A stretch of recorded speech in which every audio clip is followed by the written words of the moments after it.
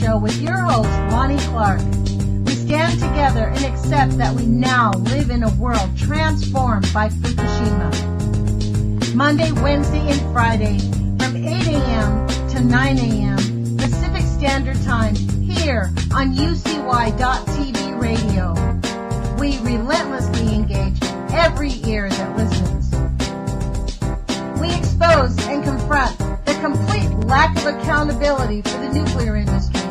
Consider social engineering programs who view our bodies, minds, and souls as assets on a balance sheet. We discuss vital current issues, interview activists, and engage our audience in an effort to allow all voices to be heard. The Age of Vision radio show creates a venue that all will choose. We encourage our listeners to reclaim their power and their courage to take action and save our planet from the ravages of greed and indifference. Our actions matter. Every voice matters. We remind our listeners that happiness is resistance.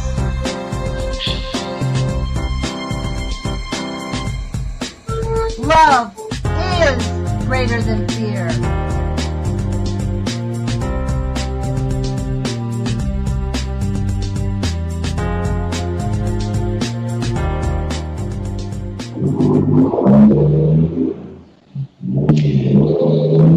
Good morning. Hello. Good morning, UCY.TV radio listeners. This is Lonnie Clark with the Age of Fission radio show. So I have on the line with me Thomas Ackermann, and Tom, I'm going to ask you to call up and call back in about 5 minutes. Okay. Because you're echoing pretty bad. All right. Bye. Bye. Good morning, UCY.TV radio listeners. This is probably a lot better for you. It is for me, I know. Thank you for joining me. Today is Monday, September 19th, 2016. You're listening to Lonnie Clark with the Age of Fission radio show. And as you know, on Mondays, I talk about the situation in St. Louis, whether I have a guest on or not, because it is a catastrophe that our country is ignoring. I reached out to C.D. Stelzer. I suppose that he is too busy. I'm looking at their post from September 16th on the Westlake landfill. He did not respond to me, but this is probably why, because it's on a road tour. Next stop to the First Secret City road tour, SIU Edwardsville. Tuesday, September 20th at 5 p.m., room 2304 Peck Hall. If you live in this Metro East, this is your chance to see the documentary, and the campus is minutes away from North County via I-270. So they are showing their documentary, First Secret City, the First Secret City, around the St. Louis area to get people to understand there. So I had invited Thomas on, and I hope Tom will call back. I had invited Thomas on to co-host with me because I, did not get back any response from people from St. Louis that I reached out to be on the radio. And granted, it's not a lot of people, but the fact is, it's their city, and I'm not giving up whether I have people on the air or not. I understand they're busy. They may not like the show. They may not like the fact that I cuss. They don't want to be on the air, whatever it is. I don't get it. But then again, I'm not living there, and it's not my city, and I'm not. So it's still a catastrophe. It's still America. They're still our city. They're still our brothers and sisters. And we still have an obligation and a moral duty to help them and to demand our government put emergency funding into St. Louis. Pass a House Bill 4100 that is still stuck in committee, folks. So you need to be calling your representatives and saying, look, I don't know if you're on the committee or not, but call up the committee. Demand that your representatives call the committee and pass this House bill. Explain. I know my congressman didn't know anything about it or knew very little about it. The woman at the phone didn't. Keep calling. demand, and call the Congress people, that are on the House committee. The environment. Look up House Bill 4100. Okay, I'll do that for you right now. I'll do it just as we speak because we have a little bit of time before I move on to the Westlake landfill page information, because it is shocking what's going on there. And I also want to talk about Dana Durnford, who I guess they call him a nuke mongerer. We're called nuke mongerers, people who want to talk about nuclear pollution. We're not mongering the fear of nuclear. Nuclear harm is real. We have a cancer epidemic, folks. Our children are having birth defects and problems, high sterility rates. Did you see the story? Snowman pear from Fukushima. They have a Japanese farmer, face fuzzed out in the background, focused on a pear. It's not a snowman, it's a mutated pear, folks. It's a pear that grew another pear, and at the in between where the top of the first pear is, it has leaves growing out of it. This is what the caption says. Farmers are surprised to find this snowman shaped pear. It's about 3 centimeters diameter, the bottom one is, and then at the top, leaves are growing from the hollow. They don't mean the hollow. It's like there's a pear, and then leaves are growing out of it, and then another pear grew on top of it, and then a stem. It's not possible to have leaves on a fruit. I wonder why, said Mr. Soto, who found this pear. You know why he has to sound like such a complete dumbass? Excuse my language. It's illegal for him to talk about radiation in Fukushima, folks. There's a secrecy law in Japan. They can't really mention it. He'd get in trouble if he said this is caused by Fukushima. It's illegal to say radiation is caused by Fukushima. There's a secrecy law. And what is the name of the movie that we are encouraging you to go see in St. Louis? If you are anywhere near St. Louis and you hear the sound of my voice, please go see C.D. Stelzer's First Secret City. C.D. Stelzer is a journalist, a real journalist, not some fake wannabe journalist. He's a real journalist who does real reporting, and he's been reporting on this for a long time. And they did this thing several years ago, First Secret City, and they found out so much. I have seen clips of the First Secret City, and it is unbelievable. So, Westlake Landfill. And Thomas Ackermann, if you're listening, please give us a call. Phone number 718-717-8296. Let me see if I could properly link you in. So the First Secret City, I guess they are taking it around. I just clicked on a story that C.D. Stelzer, let's see if he's attempting. Tom? Hello. Can you hear me? Yes, I can. You linked right in because I had you linked in already. Yay. Thank you for joining us again. It's a pleasure, Lonnie. Good morning. Good morning. So I'm going on. I really want to talk about the Westlake landfill. See, this is my idea with Dana Durnford. I'm just going to spill the beans. I haven't even talked to Dana, but I sure do hope he's up for it because I love his manner of research. I want him to, as C.D. Stelzer investigated St. Louis, and he created this documentary. If anybody hasn't seen this clip, The First Secret City, if you are at all concerned about nuclear pollution, you must see this clip. I wish I could see this movie. I looked into bringing it to Eugene. They wanted $2,500 to bring it to the theater. I'm like, if I had more beans, I probably would have given it to him gladly, But that's a little bit above my budget. The First Secret City. So they're playing this. This is why, I imagine this is why he didn't respond. I sent him a couple of a thing to come on, and he's taking it around. He's on a road tour around St. Louis. He's bringing this all around to people there. What's the film covering? What is it cover?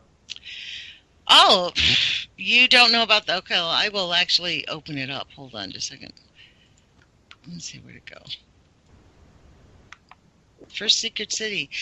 Well, let me finish with this story. Was Westlake Landfill a nuke dump site before 1973? This was written September 18th, 2016 by C.D. Stelzer, Stella Maris Productions. In a 1981 report prepared for the Nuclear Regulatory Agency raised more questions about the origins of the radioactive waste at the controversial Westlake Landfill super site, including who dumped it and when. No doubt exists that B&K Construction hauled more than, listen to this, 40,000 tons of radioactive material from Cotter's Corp. Laddie Avenue storage site in Hazelwood, Missouri, and illegally dumped it in Westlake Landfill, Bridgeton, Missouri between July and October 1973. 40,000 tons of radioactive material. That's a lot. That 40,000, that's a lot. But a 1981 government report obtained by the Environmental Archives now suggests some of the nuclear weapons waste at the landfill was quietly disposed of earlier. 45 years later, it remains a mystery where the latter nuke waste originated or who dumped it. Mm-hmm.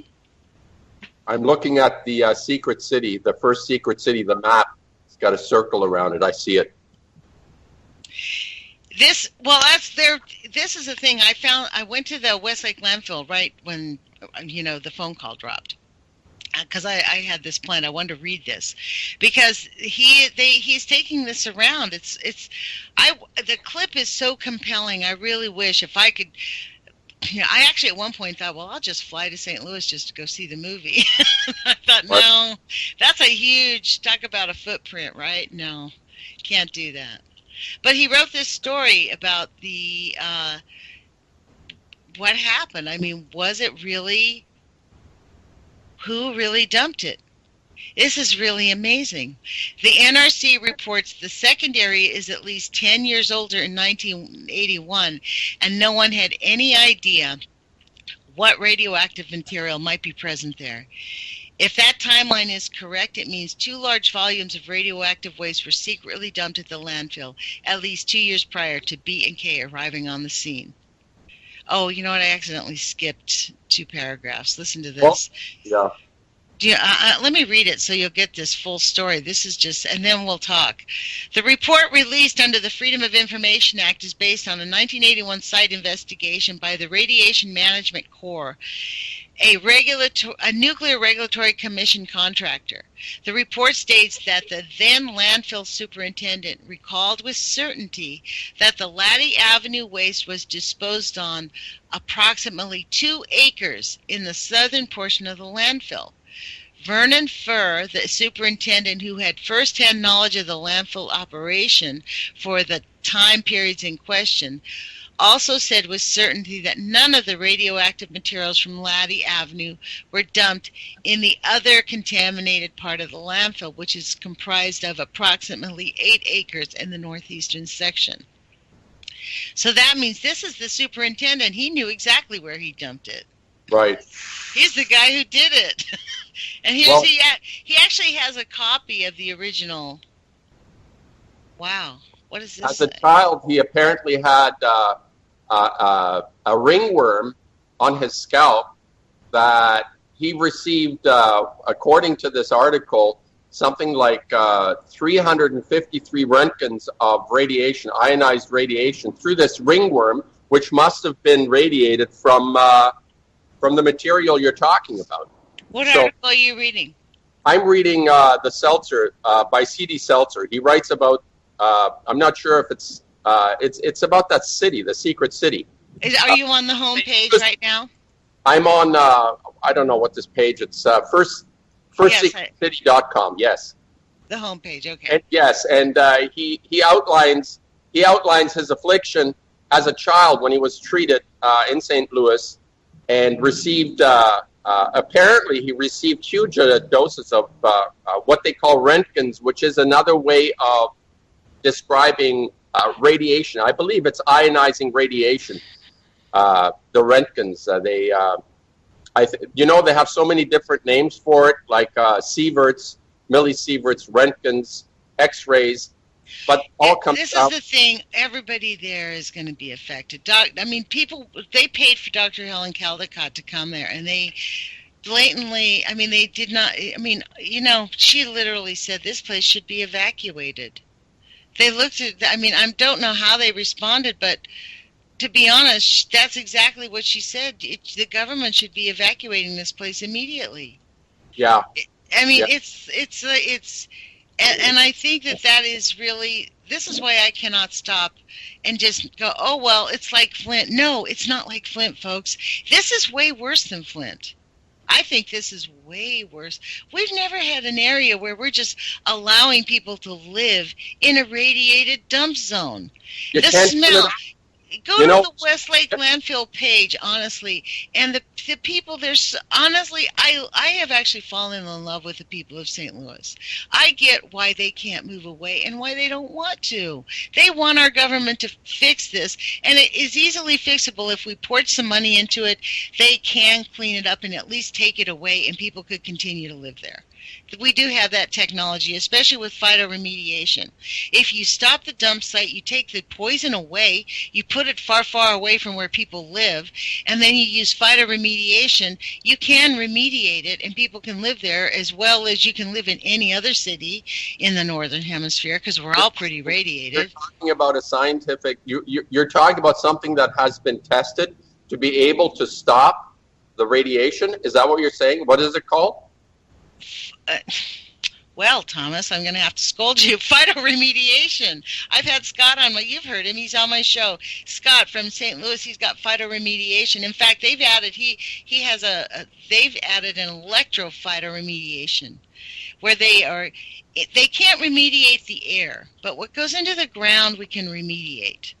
We can remediate the soil. You can actually remediate people's soil and send the radiation to the canif plants or the hemp plants, because hemp, there's a lot of plants. In fact, it's not just those, but those work really well. Canif works really well. It absorbs very quickly, and you can remediate it quickly. It grows quickly, and you can recycle it. And they developed a system where you can put it in this container, put some things on it, and electromagnetically generate the radiation to go to this source where they can, it actually generates electricity for the 4 households that it works on. From what? From a heat? From a heat From source? the radiation, yeah. They have this little machine where they're remediating the radiation. They're refueling it, and now it's not. They don't believe that they'll be able to get a lot, because the plants are going to be remediated right in the soil, right, and it takes a long time. But as it's remediating, electromagnetically remediating, it will fuse off some nuclear energy, right? So it's going into. Go look at. I know. Okay, there's something. I personally have a great deal of doubt. Anything to do with radiation of anything, I have no trust. I think we're. Well, you and a million other people, which is why I like you to co-host with me, because you will give a different idea. But Scott from St. Louis is conducting a 1-year project. Him and the scientists have developed a plan.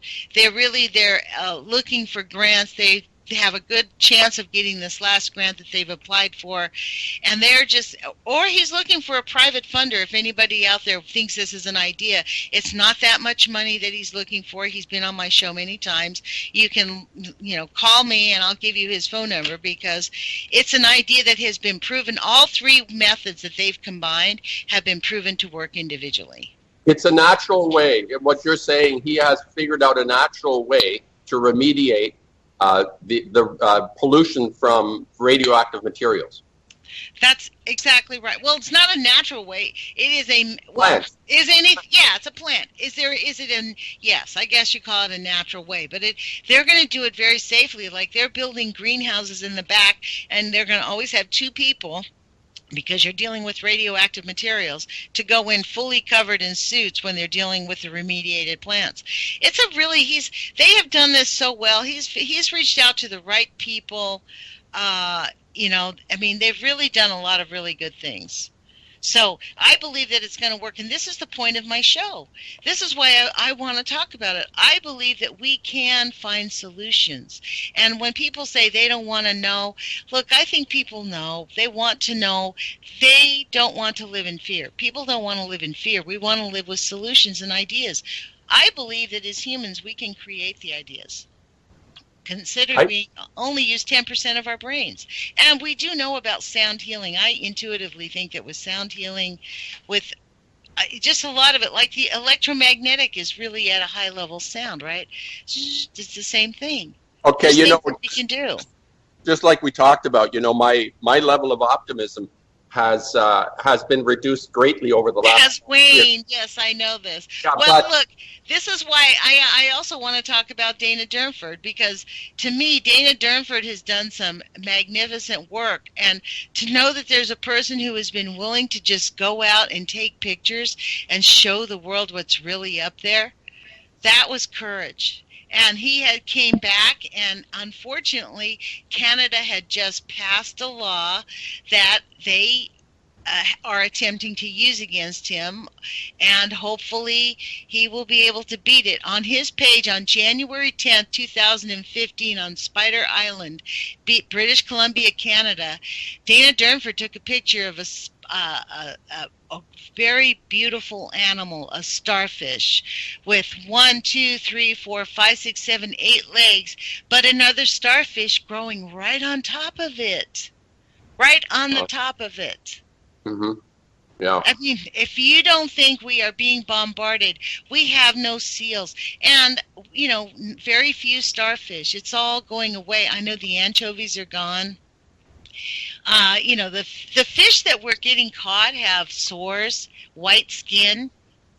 I mean, you can't hide white skin on a salmon, folks. Yeah, you can catch a lot of salmon, but do you want to eat salmon with white skin?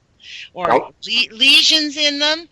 My conversation with you usually, Lonnie, and with other people as well, is against the odds. Why is it that we keep going? This is an interesting thing for me, because human beings are an anomaly. Maybe not in the larger sense, but in a micro sense, like individual human beings are anomalies, because everything says, shut the fuck up, go away, it's okay, and just go ahead with your life. But then there are always people that just won't take that. I mean, as a painter, I've been doing paintings for a long time, and a lot of my paintings people don't want to see. They don't want to look at, but I don't stop making them. And I think this is like with your activism as well. There is probably as much or more, what would you call that? Antagonism toward you, and people not wanting to be talking to you and all that. But you continue. You're an anomaly. You're probably more of an artist than I don't know. Activism is being artists. Like true activism, I think, is a form of art. Actually, life is art. That's the thing. I don't know how people can give this up. But you see, I do see how people don't recognize it. Even as I go to Dana Durnford's page, and the reason I'm talking about Dana Durnford, folks, is today is the 19th. He is going to go to court up in Canada. We hope it'll finally be settled over the next few days. And he actually does need contributions. He's a citizen activist. He's not a rich person. He has been vilified publicly in both the media, regular media, and on the YouTubes. There are some very malicious things said. Much of it, I don't know. I don't listen to half of it, but I will tell you this: his work is undeniable. I've interviewed him many times. He didn't take advantage of anybody to get this boat. I knew all about it. I was involved in that. In fact, I contributed a few $100s for him to go. Regularly every few months I'd send him $100. That's how he got there. He had several thousand listeners. A few people gave him larger checks, but he didn't rip anybody off. And it's a bunch of bull to say that he is out there using people, trying to scare people, maligning the facts, because Dana Durnford is not maligning the facts. If you take a look, just look at the pictures. We have a devastation going on our coast, in our lives. It's like... equivocal. The pictures speak for themselves. No matter what anybody says, the pictures speak for themselves. And the level of dedication. Now, I have to say this about Dana. That's very important to understand. And I understand it from a personal point of view that I have always, the adversities that I face in terms of my own commitment to doing something as an artist is very similar to what I recognize in Dana, the commitment, the complete total, he ignores on a certain level. He's able just to put aside all the adversarial obstacles and challenges against it. And he continues, considering he's in a wheelchair most of the time. This guy has an affliction. He's not somebody that is, firing on all cylinders physically. He has that to deal with. On top of it, he has this incredible commitment. I mean, I find this extraordinary, Lonnie, when I think about Dana, and I've tried to formulate in my mind a kind of picture of him. I probably have to do a portrait or a full painting of the guy. But this kind of commitment speaks to me. It says something to me, like all the artists in history that have, no matter what, made the work. I find this so encouraging and optimistic in to have human beings like that walking on the planet. I just love that guy. I mean, he's, and especially the nuclear bunch, the syndicate that runs the show with all the PR firms that I've been subject to, and Just look at the Fukushima pictures on page 7 of his page. Go to the nuclearproctologist.org. thenuclearproctologist.org, and go to it says sections page. Scroll down in page 7. He has all of them. I mean, look, none of this is exaggerated, and if people don't realize, it's worse than ever. This poor man, I feel so sorry for the Japanese. Honest to God, this man in the background, no doubt he's grateful his face is fuzzed, because he sounds like such a complete dumbass. I wonder why. They know why. They're not allowed to say why. It's illegal to talk about radiation in Japan. That is really the summation of it. But you know what? It's not illegal to talk about it here and on the West Lake. This is the thing. This is why I want Dana to look into the Columbia Generating Station, because we need someone to dig, like Don Chapman and her. People out there are digging, and they are keeping after this. Don Chapman, September 12th article, says, and these are the people we have the EPA protecting our kids. Do you think they take their job seriously? Check out the signature line at the bottom. And the title is Too Many Clowns, Not Enough Circuses. And it says, you can't make this stuff up. That's the title of the EPA. I'm going to pull it up. Okay. This is an email, a leaked email, 24-hour spill line. Too many clowns, not enough circuses. That was the name of the leaked email. Good one. Wow. Yeah. But Lonnie, what I was trying to say about, I hear what you're telling me and Dana's pictures and all that, but the impact of this person is even beyond that for me. How he encourages me to continue with whatever that I'm meant or able to do, whatever that is.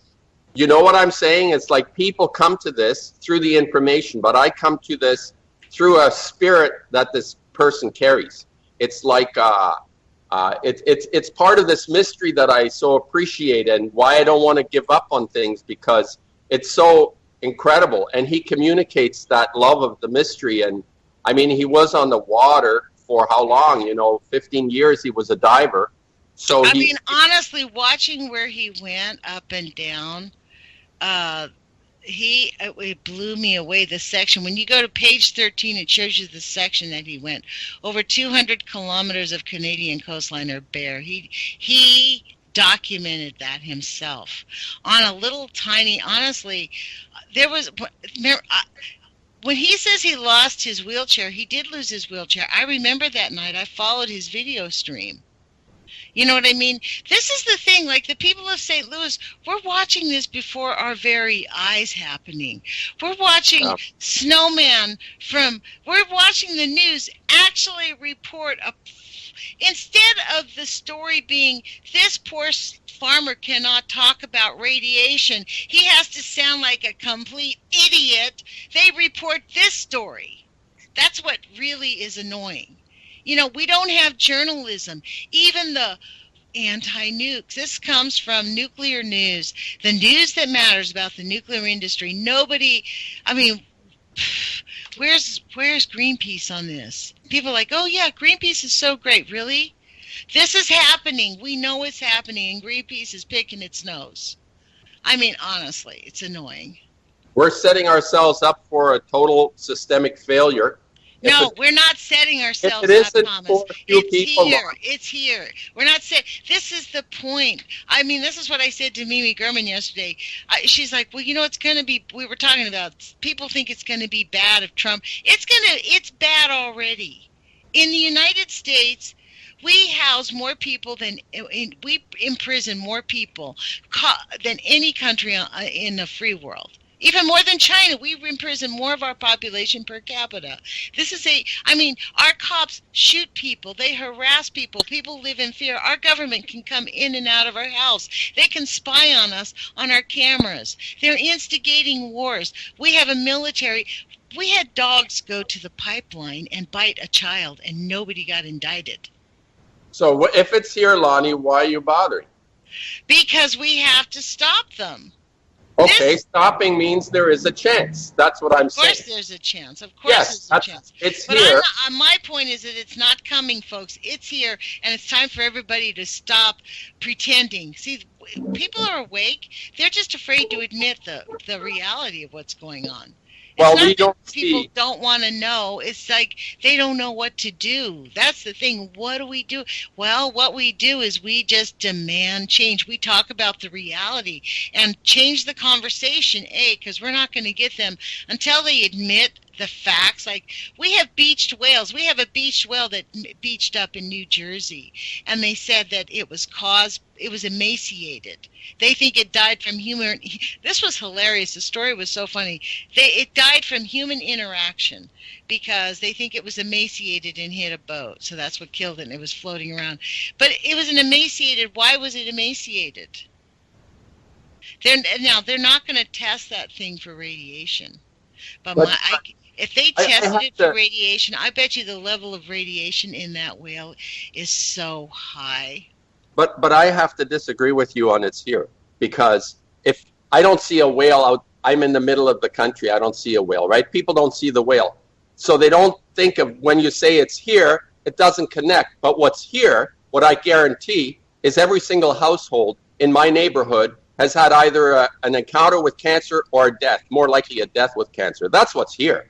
That's what's here. So, when we talk about the Pacific Ocean, I live in Ontario in the Great Lakes. That's the biggest body of water on the planet, too. As the lake is concerned. But we don't see its here part yet. This is the thing. We can't suspend ourselves through our even imagination or our trust in something, because we've divorced ourselves from that inner feeling of knowledge, of knowing. You know, I know, but most people don't see it as being here. But what is here are the epidemics in child cancer. This is something you can see in our neighborhood. Like I said, every single household, every single neighbor has either died or has had an encounter with cancer, or is having an encounter. Including your household, Tom? Yes, actually, Maria's had a cancer. Yes. And wow. She went, this was a while back, and she radically changed her lifestyle.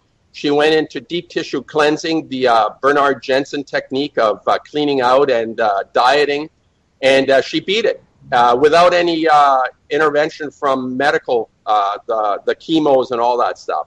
So yes, and my father died of myeloma. It's a vicious disease. I think it's called myeloma of the spine. My mother died of intestinal cancer. Wow. Yes, and there's, like, in my family, it's lots of them. So this is something that's an epidemic. But what really troubles me, Lonnie, is the level of illness, disease, cancer in children. This is something that's not being acknowledged by people. This is what they can see. They don't see the beached whale, but they know that friends of theirs, their child, has a brain cancer or has leukemia. What the hell is that? Or a weird birth defect, like a very rare birth defects, like very rare birth defects. You hear them all the time, like, where are you? Like, but this is the thing, the denial. There is no discussion that radiation, everything that we ever hear about radiation, Tom, has to do with the cost. We never talk harm. They always, it is the 90% rule. Deny radiation causes harm. Underreport the negative effects by 90%. We are sticking with it. That's why it's so important for us to acknowledge it and say, it's not just, we need to acknowledge the lies, the social engineering. I mean, I think that a lot of the reason that the moms from St. Louis don't talk on our show is I'm very anti-nuclear, and I am very like, screw the government. Like these, I mean, I do call the government on a regular basis, and I'll be honest, I often don't treat them with respect. They don't deserve my respect. I call them up and say, wait a minute, what are you doing? You know, like, I'll be nice to you, but, you know, I tell Ron Wyden's office, I said, you know what I call him? I'll tell you straight up what I call him. Go along to get along, Ron, because I've never seen a vote he didn't like. He goes along with whatever the Republicans want most of the time. He will say no, no, no in public, and then when it gets down to it, he votes with them. This is why we have the Unpatriot Act in our country. This is why our country has gone astray. We do not have a government anymore. It's whatever the military wants, the military gets. I mean, really, that's it. We are a militarized nation. We do not have a democracy. Our elections are rigged. I mean, we all know this. This is not even a conversation anymore. I remember, do you remember back I had a guest on, Richard McIntyre? He's a guy who had the fracking. His farm was decimated by fracking, and he laughed at me on the air about the elections. Uh-huh. I think he's right now. 6-7 months later, I'm like, dang, man. I mean, I've had a come to Jesus moment, you know, in this last year. Does it really matter? And I've had people say, well, Trump's going to solve the problem because he can't be influenced. You know, it's fascism. Right now we have Don Chapman posted on September 16th, the sinkhole sends radioactive water into Florida aquifer. Did we hear that on television? At least, now they are telling us at least 215 million gallons of contaminated water has now drained into the aquifer. Wow. 200 in Florida. And it's a sinkhole. And you know why they're not telling us?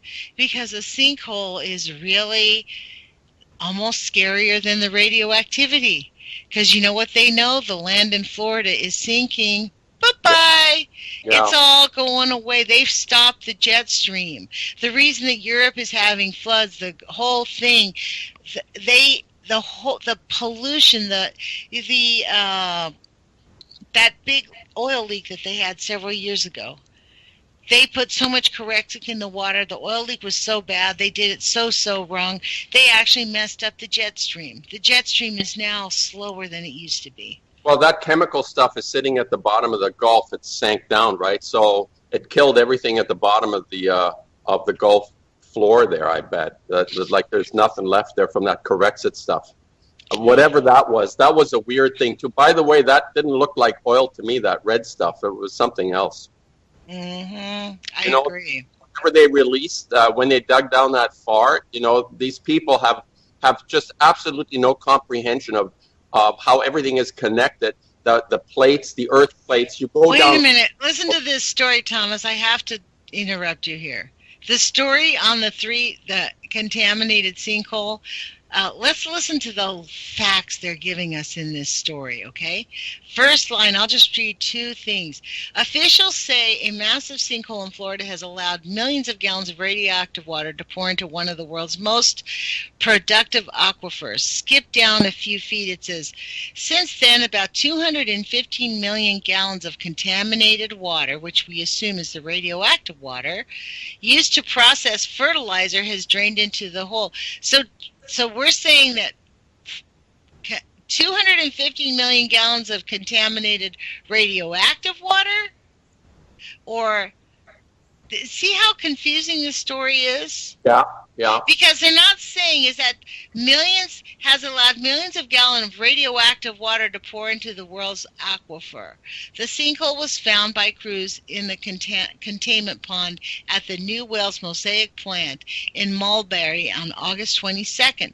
A field technician found the water level has dropped at one of the ponds, and upon investigation found a 45-foot hole with seemingly no bottom. 45-foot hole. That's scary. Since then, about 215 million gallons of contaminated water used to process fertilizer has drained into the hole. So we use our contaminated water, and this is something I have been saying that people have told me I was so wrong on. In the United States, we use the sludge from our power plants as fertilizer. Most countries use it to line the bottom of their freeways and the sides of the highways. The United States, we did a bill, it's part of the farm bill. I couldn't believe it. We use the sludge from our water process. With all the pharmaceuticals, all the GMO, God knows what's in there. We only regulate 60 chemicals in this country. Well, isn't that the whole geoengineering? What they're spraying is the waste. There's probably fly ash from coal plants and all that. The particulates are being sprayed in order to get rid of them, right? This is what they do. They use the entire atmosphere as a garbage dump. Weird. And in our area, in our town, they actually use human waste as fertilizer now. Did you know that? That's what they're doing. And I know they're doing it because they have a special... That's what this is. 15 million gallons of contaminated water was used to process fertilizer that has drained into the hole. You know what they do? And I'll bet you they do it here. They're using the waste from these power plants. Wow. This is just so outrageous. Any waste, how do you get rid of it the cheapest way? It's just to dump it on large tracts of land, and they're doing it in my town here. And people are using so many, they're so medicated with all the pills they eat, it all goes into the sewers, right? And they're using that to fertilize the fields. It's just outrageous, I find it. But Lonnie, my question for you again is about, is it here or isn't it here? What is it that's going to make people feel it's right on their front door?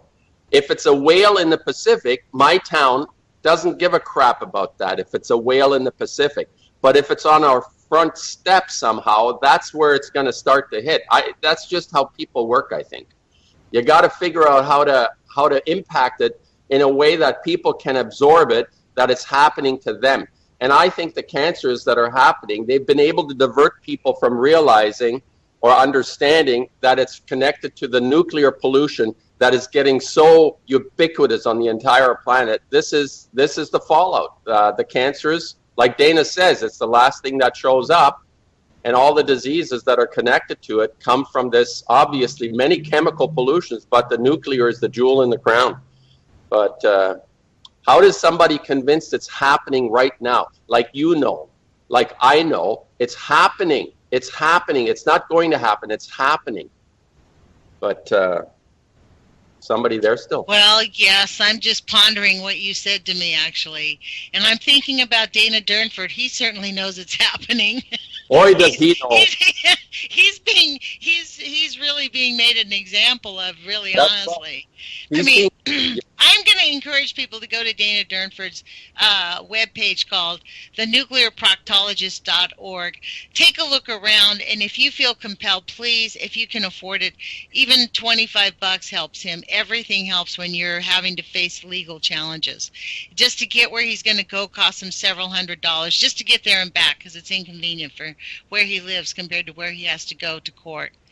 And to be honest, he's the only person who has even attempted to document the coast.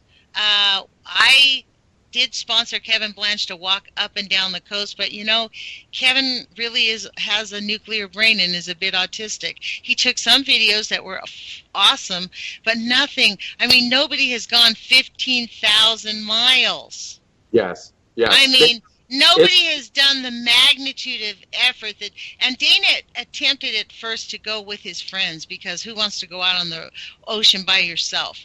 But he ended up having to go by himself because their vessel was just too freaking small for a bunch of people. I also, And it was expensive. It was really expensive for 3 men to be on the road. So a lot cheaper for him. And actually, he talks about this often. Since his disability, he eats once a day because really, what does he do? His body just lays there. So he just eats once a day. So it's cheaper for him to be on the road.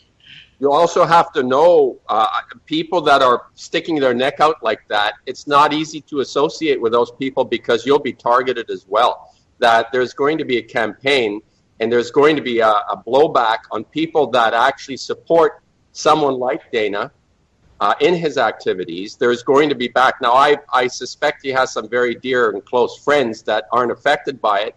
But I can see, I mean, I've lost subscribers and people that send me notes and emails based on this whole PR campaign against us, Blanche, the Calgary thing and all that. That has had a blowback. Oh, that's beyond what our listeners know about. This is kind of like a YouTube fight that he's referring to. There's some people on YouTube. All of us are YouTubers.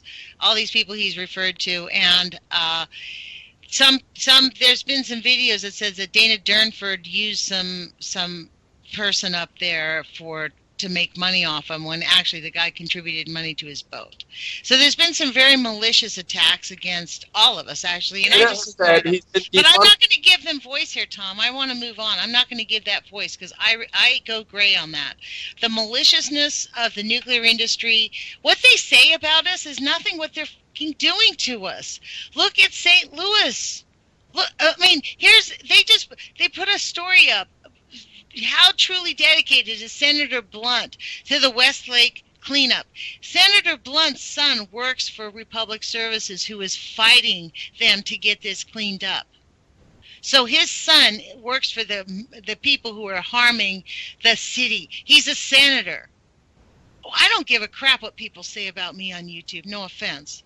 This is what's important. Dana Durnford's life being threatened and maybe being sent to jail. Just the fact that he has to spend money being in court, defending himself for being a human being. The fact that C.D. Stelzer has to save him and his Angela Carrick, they worked for 5 years on this documentary, did an excellent job. I've interviewed some of the people in this movie, and they have done an excellent job, but these people have had to dedicate their lives. Why? For the same reason, the nuclear secrecy. That's why I refuse to shut up. You know what? It is killing our planet. Since they discovered nuclear, they said, oh, this is too good for everybody to know about. It's too harmful. So we're just going to harm everything and everybody, and no one will notice. And by the time they do notice, there isn't jack they can do about it. And bada bing, here we are 80 years later. As you say, your entire neighborhood has cancer. Our kids, cancer's the #1 killer. And we have snowman pears, and nobody is, outraged. I mean, where is Greenpeace on this? I'm going to, seriously. In the scheme of things, I think there are very few people of integrity, and Dana talks about this actually as having been defunded. Well, let's just change that meme. Yes. I am not going to, this is the thing. This is why we have the capacity. As humans, we use less than 90% of our brains, probably. I mean, we have the capacity to grow and be better and be more humane. And less than 1% of our hearts. We do not, and it's because, you know what, it's just like this story with Senator Blunt. His son has a freaking great job working for some chemical company, and they need it, but there's a lot of politics, and it's not even just politics, it's the military. That if we do not acknowledge that we have a militaristic fascist state, that unless these people are willing to acknowledge it, I mean, it's just going to continue. I mean, they don't care what we say, obviously. I had dinner. No one hears us. This is the thing. In this regard, what happens is, like our little radio show, our friends hear parts of it. They hear some of it. But they're like, yeah, well, we know. But then what happens, this is what Richie Allen says, you know why they don't want to hear the rest of it? Because what do you do the next day once you know? You know why? The next day you can't be the same. That's why... Yeah, you have to change your life. I mean, you've changed your life. You talk about that in terms of understanding how you were convinced that it wasn't a problem until you realized what a bunch of hooey they were shoving down our throats, and your life changed. You're on the air 3 times a week. Yeah. Yeah. And you know why I find sometimes, the way I think about it, I had dinner with a collector last night and a friend of his who's kind of always worried about how much money he spends on anything. But he'll spend $10,000, $15,000 on a trip, and then he'll argue about how much a pint of milk is or something. Anyway, I think there is an aspect of triumphalism that has kicked into people's minds, especially in the developed world. Like, we're the winners on the planet somehow, and they can do nothing wrong. I mean, we're winners, right? It's that Martin Sheen thing, winning, right? This kind of nutty concept about who we are in the society we live in. Like, we actually succeeded. It's the opposite. We've failed totally. Miserably, yes. But people still attach themselves. This was an argument going on that, you know, Cuba is like in the shitter. And I said, well, Cuba has the best medical and educational system on the planet, I think, one of the highest. How can you denigrate a country? You know, the Americans are now going into Cuba. I think McDonald's will set up there something. What a tragedy that is. Anyway, the idea of a triumph... That's why they opened it up. Let's just be clear. They opened it up because they have lots of doctors. Cuba is not... the whole thing about the Cuba thing, Tom, it all goes back to the secrecy, the nuclear secrecy. It's all about money. We are assets on a balance sheet, and they know it's really bad. And the only way we're going to get out of it is by us deciding we're going to all speak up. This is why I encourage people to contribute to Dana Durnford. I agree, I mean, I did it myself. I squeezed out a bit of beans for Dana this past weekend because he's going to need it. It's hard to go into court. He has money to spend that just to get there. I mean, he's a handicapped person, and he's he's a citizen journalist. And he's willing to do it. He said he doesn't want to do it, but nobody else is, so he's willing to do it. So what? Well, look, it's like me. Do we want to do this? Well, actually, you know what? I do. We do want to do it. I mean, I think that's a misnomer. We'd rather be doing something else. We'd rather have the planet not be facing this. That's what we mean by we don't want to do it. Yeah, but he means that he doesn't need to be in the spotlight. That's what he means. He doesn't. And we also don't want to have our entire lives modified and changed. I'm on the radio, like you said, 3 times a week. I'm talking about the Westlake landfill page when people there are too busy running their lives, working on a local level to be on a radio show that doesn't really impact St. Louis. Yeah. I'm sure if I was like a local St. Louis, maybe I could work with them, like a community service station there or something. But I understand why. I mean, for a while I was like, what the heck? But you know what? Like, listen to this. They actually have... if you just go to their page and just read the headlines. Don Chapman, hoping to all to see you at the meeting tonight. They had a meeting on September 15th.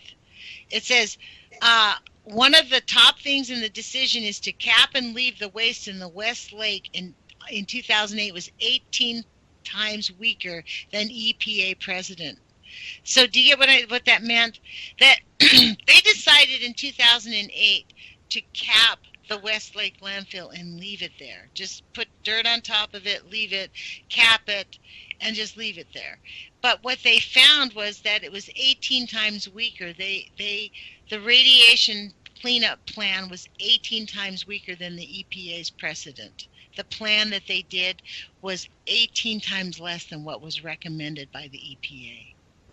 That was a wishful thinking plan. It was like the cheapest thing in the world. Let's just leave it there. But even the EPA's precedent standards of what we should be doing for this wasn't even followed at the Westlake landfill.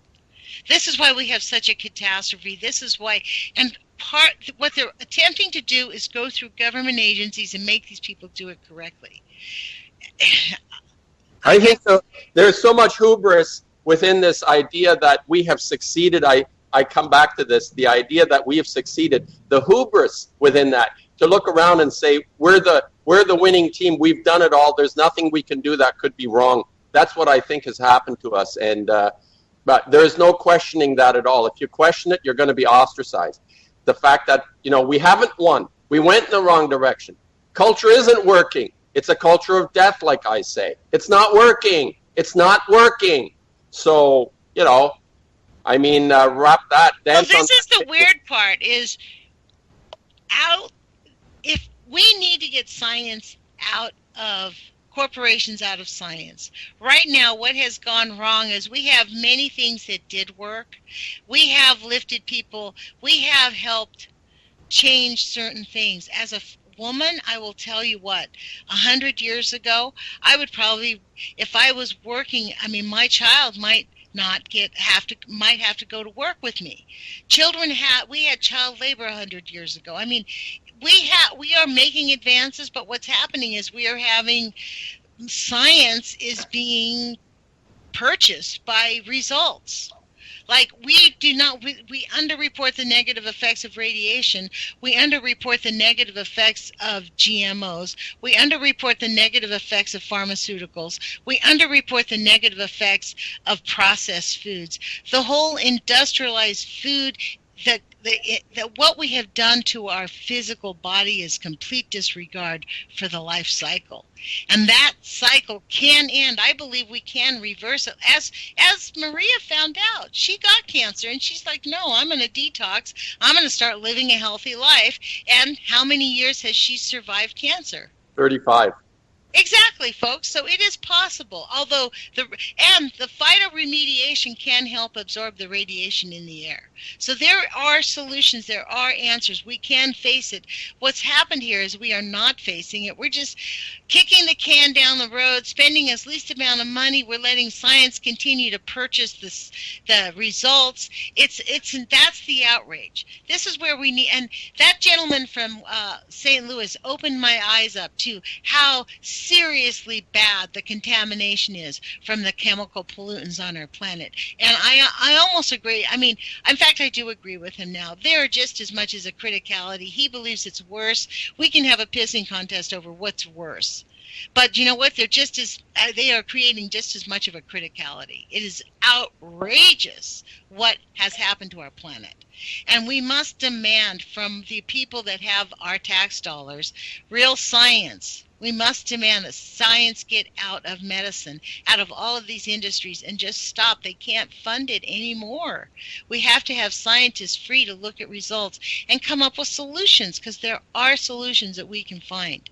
And we are not assets on a balance sheet. We are human beings with a right to dignity, life, liberty, and the pursuit of happiness, which has been robbed by us from the secrecy of the nuclear cartel.